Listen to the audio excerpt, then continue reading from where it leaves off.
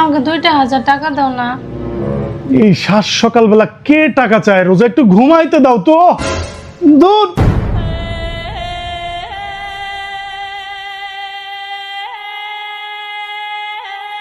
Hello, আমার অ্যাকাউন্টের টাকাগুলো গেল কই? তোমার অ্যাকাউন্টের টাকা আমার অ্যাকাউন্টে ট্রান্সফার করে রাখছি জান। তুমি সরাইছো তো? একবার জিজ্ঞেস করবা না আমারে? তুমি উত্তেজিত হও না, একদিনের জন্য তোমার টাকাটা আমার কাছে থাক। তোমার যখন যা লাগবে আমাকে বললো, আমি তোমাকে পাঠিয়ে দিব।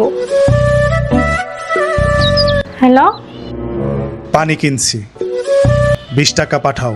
ও 20 টাকা, আচ্ছা পাঠিয়ে দিচ্ছি।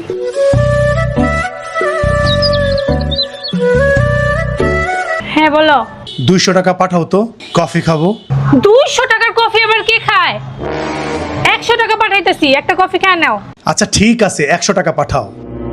আর শোনো, 20 টাকা বাড়াই দিও। আচ্ছা দিচ্ছি। হ্যালো, 1200 টাকা পাঠাও তো, গাড়ি সার্ভিসিং এ দিচ্ছি। 1200 টাকা? 2 দিন পর পর তোমার এত গাড়ি কেন ওয়াশ করতে হয়? আচ্ছা আমি পাঠাচ্ছি। সারাদিন তোমার কাছে টাকা চাইতে চাইতে আমি বিরক্ত। বিরক্ত? আজকে একদিনের জন্য তুমি এত বিরক্ত হয়ে গেছো? আর বিয়ের পর থেকে ছোট্ট ছোট্ট জিনিসের জন্য আমি তোমার কাছে হাত পাতি, তখন তো আমি লজ্জিত হই না? তখন তো আমি বিরক্তি দেখাই না তোমার কাছে? চাইতে হয় কেন? সব তো তোমার। সব আমার না? হাস্যকর কথা বললা না? এই সব যদি আমারই হইতো, তাহলে প্রতিদিন এই ছোট্ট ছোট্ট বিষয়ের জন্য তোমার কাছে আমার হাত পেতে চাওয়া লাগে কেন? হ্যাঁ, বিয়ের আগে সারাটা জীবন বাপের কাছে হাত পাততে হয়, আর বিয়ের পর স্বামীর কাছে হাত পাইতে পাইতে এক একটা জিনিস চাইতে হয়। আমাদের মেয়েদের দিন শেষে কি থাকে? আমাদের মেয়েদের কি আছে?